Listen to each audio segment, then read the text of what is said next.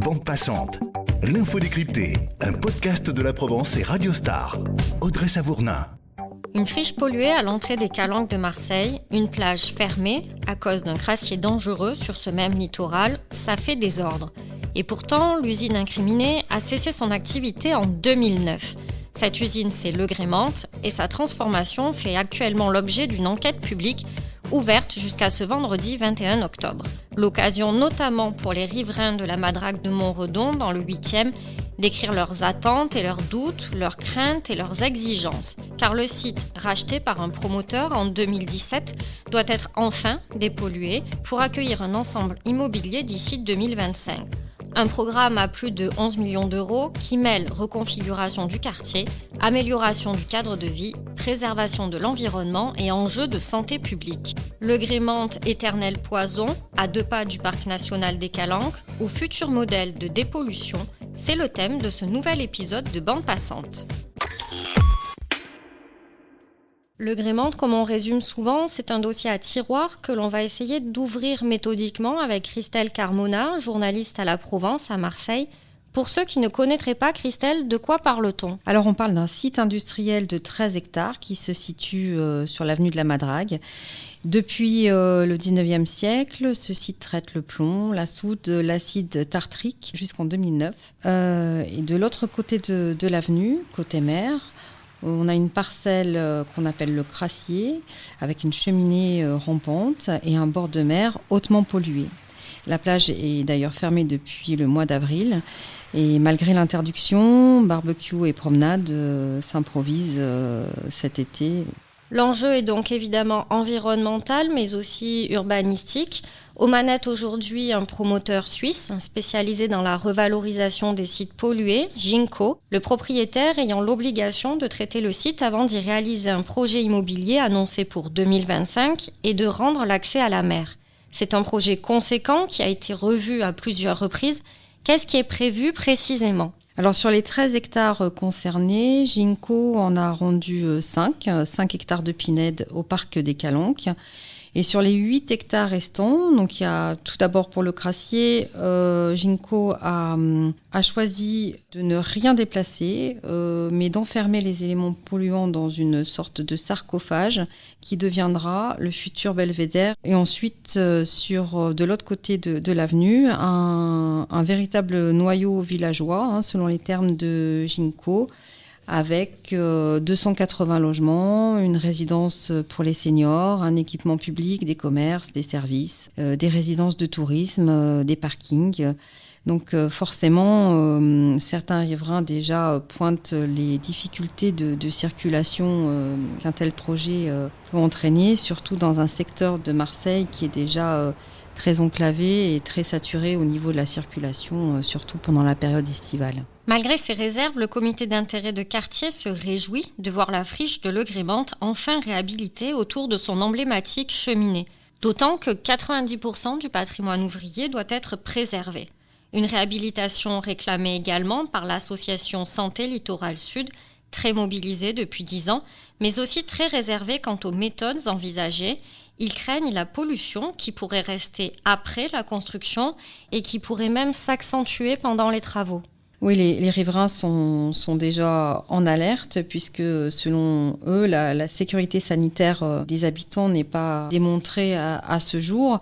Certains ont vu l'étude des prélèvements de plomb et d'arsenic de leur sol leur être retournée par l'ARS avec des seuils assez importants. Une veille de santé est mise en place. Donc les riverains qui ont constaté un fort taux de plomb et d'arsenic dans leur sol peuvent, via l'Agence régionale de santé, l'ARS, demander des analyses complémentaires et puis aussi être suivis au niveau médical. Donc forcément, tout le monde est en alerte et craignent une surpollution durant les travaux, notamment en ce qui concerne l'envol des poussières. D'autant qu'il y a eu déjà un chantier non sécurisé, selon eux. Effectivement, il y a eu des démolitions de bâtiments durant ces derniers mois qui ont été réalisés sans sécurité, ce qui a été dénoncé par les riverains. effectivement. Ça veut dire qu'il n'y avait pas eu de précautions spécifiques? Non, c'est tout l'enjeu de ce chantier, puisque l'envol des poussières partant de Mistral notamment peut faire craindre à une surpollution. En d'autres termes, une dispersion d'éléments polluants présents sur le site qui viendrait s'ajouter à la pollution déjà constatée chez certains habitants. Personne n'est pris au dépourvu. Tout le monde sait aujourd'hui que ces produits sont hyper dangereux. Ces produits s'attaquent en plus à la petite enfance et ont des effets sur la vie entière ensuite. Roland D'Adena, incontournable représentant de l'association Santé Littoral Sud. En plus, ce sont des produits dont les effets sont irréversibles. C'est-à-dire, ça a des effets à long terme sur les cancers neurologiques, sur les enfants, etc., sur les femmes enceintes. On se trouve face à des polluants qui sont connus, mais dont les effets maintenant, scientifiquement, sont prouvés. Et on peut les combattre. Faut-il encore se donner les moyens de les combattre, estime Roland D'Adena, qui n'a pas été rassuré par le retour d'expérience d'autres riverains. Il y a une association notamment qui est en lien avec une autre association de Romainville, une ville de banlieue parisienne, où Ginko a effectivement réalisé une opération similaire dans une usine de traitement chimique de métaux lourds au milieu d'habitations. Et malheureusement, cette opération a été dénoncée par un comité de riverains et qui a démontré que c'est une dépollution qui était plus ou moins ratée. La garantie environnementale, elle porte sur deux questions, c'est-à-dire la santé publique et l'environnement, c'est-à-dire la biodiversité, le fait que le site est particulier, c'est-à-dire qu'il se trouve dans un secteur d'une extraordinaire richesse environnementale liée à la présence du parc national, liée à la mer, le littoral, les collines de Marseille Vert, etc. Et l'inclusion d'un grand projet immobilier dans un secteur qui a vocation d'être protégé sur le plan environnemental pose effectivement un problème d'impact extrêmement important sur les milieux.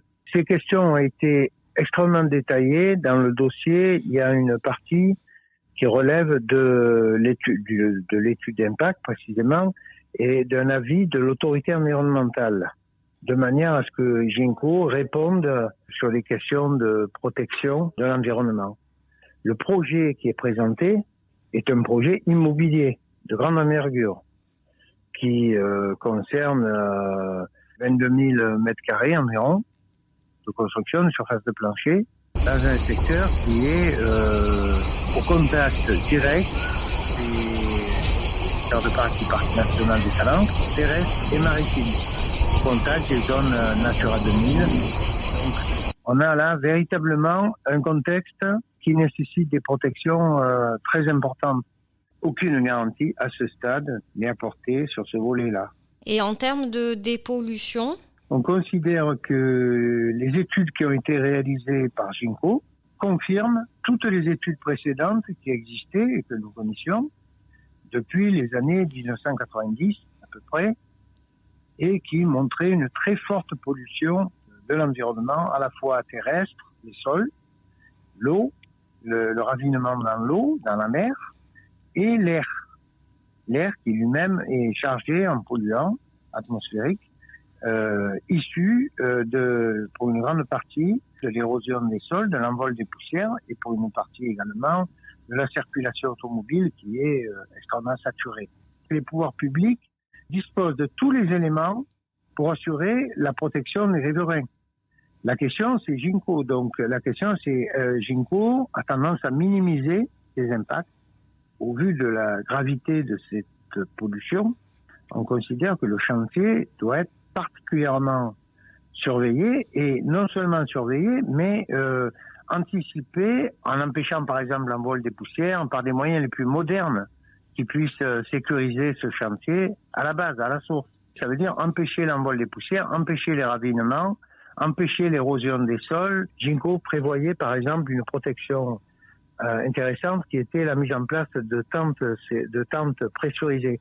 Or, cette technique-là, qui est la meilleure technique possible de dépollution, puisque ça crée un confinement, une étanchéité, ils ne l'utiliseront plus. Et ils remplacent ces techniques-là très sécurisées par des techniques de brumisation c'est projeter des gouttelettes sous pression, des gouttelettes d'eau, pour empêcher la pollution de se diffuser dans l'atmosphère. Or, ces techniques-là, après renseignement auprès des professionnels qui les utilisent, ne sont pas sécurisées parce que en cas de vent, lorsqu'il y a du vent, la brumisation peut s'envoler, tout simplement. C'est-à-dire que ça ne protège pas le quartier. Ça, c'est avéré par des études techniques que nous avons indiquées dans l'enquête publique.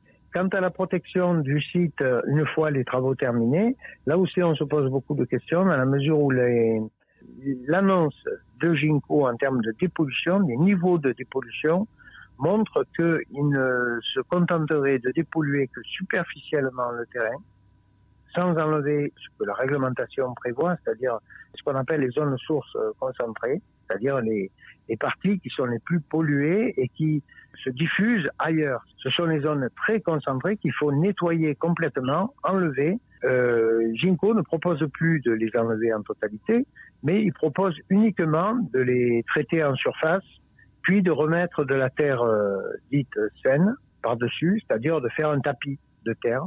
Le ravinement, l'eau, la pluie, etc. fera qu'on ne connaît pas réellement ce que deviendra ce tapis de terre végétale dans les 10 ans, 15 ans ou même avant. Donc nous ne sommes ni convaincus dans l'immédiat pour le chantier, ni convaincus dans le futur.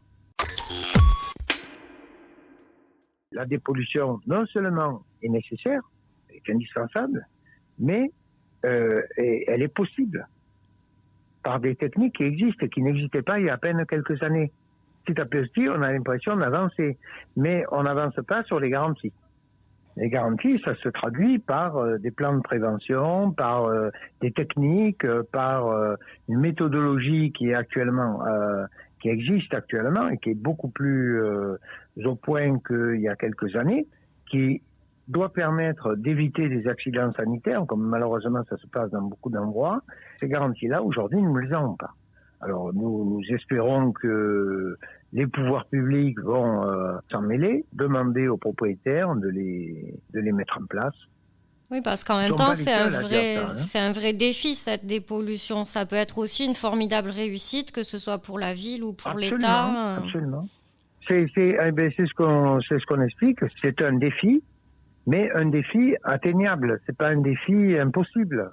C'est un défi à condition que les moyens soient mis en place, que les bonnes techniques soient utilisées, que la population soit associée et totalement informée. C'est pas quelque chose d'impossible. Nous, ce qu'on regrette, c'est que l'aspect immobilier, rapport financier, etc., chaque fois prend le dessus sur l'aspect des pollutions. Et on nous raconte chaque fois que il faut, par exemple, qu'il faut faire un grand projet immobilier qui lui-même aura un impact très important pour obtenir une bonne dépollution. Non, ça c'est démontré aujourd'hui par les pouvoirs publics qu'on peut faire une très bonne dépollution avec un projet qui soit en même temps à la portée et en rapport avec les besoins de la population dans le quartier. Ce quartier est très fragile aujourd'hui. De par la présence du parc national, la population s'interroge sur le devenir du quartier. Aujourd'hui, il faut concilier l'amélioration de la qualité de vie du quartier et la préservation du mode de vie du quartier avec une dépollution bien conçue, bien faite et sécurisée. Ginko, que nous n'avons pu joindre à temps, insiste quant à lui sur son expertise et martèle un message rassurant que le promoteur a déjà porté à de multiples reprises lors de réunions de concertation ou d'information avec les habitants. Christelle Carmona, est-ce que des garde-fous ont été mis en place? Est-ce que des garanties ont été apportées? Alors Ginko, donc l'actuel propriétaire, et la mairie du 6-8 ont lancé un comité de veille sanitaire où seront présents ou assisteront des riverains, des membres d'associations, des élus aussi, afin de veiller à la sécurité sanitaire des habitants tout au long du chantier. La ville s'implique parce qu'au-delà d'avoir la responsabilité d'accorder le permis de construire, c'est un enjeu de taille, cette dépollution-là. Ça serait le chantier le plus important de dépollution sur Marseille, effectivement, oui. 8 hectares, c'est un défi environnemental, un défi urbanistique aussi. C'est la fin de ce bande passante, merci de l'avoir écouté. Merci à nos interlocuteurs d'avoir décrypté ce dossier et à très vite pour un nouvel épisode. Ce podcast est disponible chaque mardi soir sur Deezer, Spotify, Apple Podcasts ou encore YouTube.